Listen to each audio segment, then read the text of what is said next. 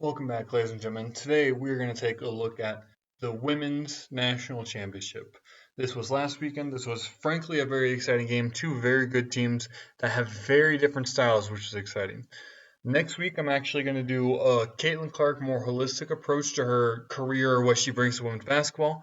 So if you'd like to see that, or I'm going to have the Men's National Championship tomorrow, feel free to like and subscribe. Let's go.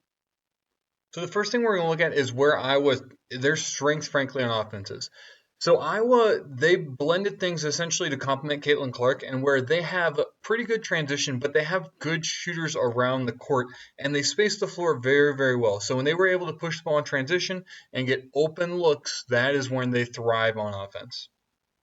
And a lot of this is based on Clark's ability to essentially create so much gravity that the defense adjusts to her. And the reason she creates gravity is because she's able to do things like this, which is just frankly on a different level with everyone else in college basketball.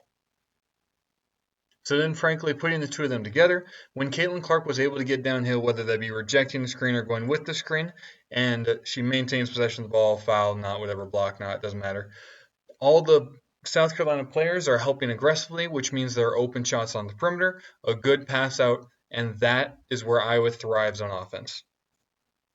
Now, the issue for Iowa is they have so much skill on the perimeter, whether it be shooting the ball or passing the ball, that they have deficits when it comes to driving, especially into size in the middle. So one of South Carolina's big thing is they're long and they're athletic.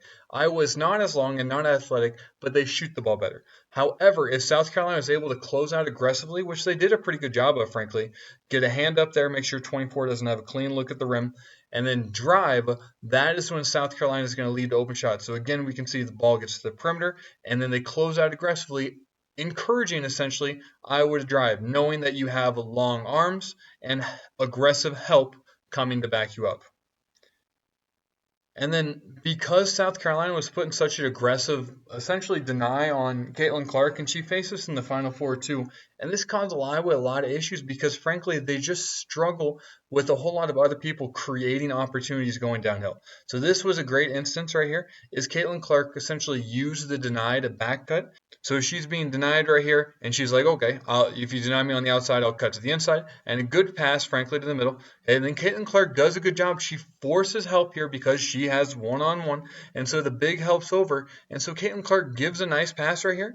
The issue is I was just a little bit not as athletic, a little bit too slow to react, and South Carolina's post players are frankly just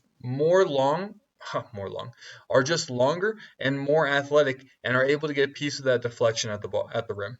And then so I personally think that I was a better quote unquote offensive team at the offensive team in transition and the full court. However, the one thing that they had or that South Carolina has that Iowa just like they really don't have an answer for is their offensive rebounds. Okay, so they are longer, they have more post players, they are more athletic. No Iowa players even remotely close to getting this ball. And so Cardoso is just essentially head and shoulders above any Iowa player. And frankly, there's not a whole lot of people in college basketball that could guard her in the first place. And then, frankly, South Carolina's best possessions on offense, period, were ones where Iowa is sagging off the non-shooters. Like, they're not even giving that much respect. But you just have Cardoso posted up down low, and there's no one on Iowa that can just guard her one-on-one. And so she wound up with really, really easy shots close to the rim. And even when Iowa was able to force bad shots, like this running floater, that's a very difficult shot, frankly. Even if it is a good shooter, that's a hard shot.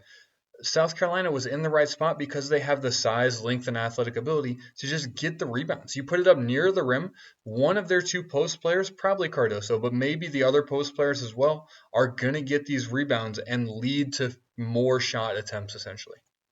And then I think this free throw attempt is the one that summarizes the most. We're watching this box out right here.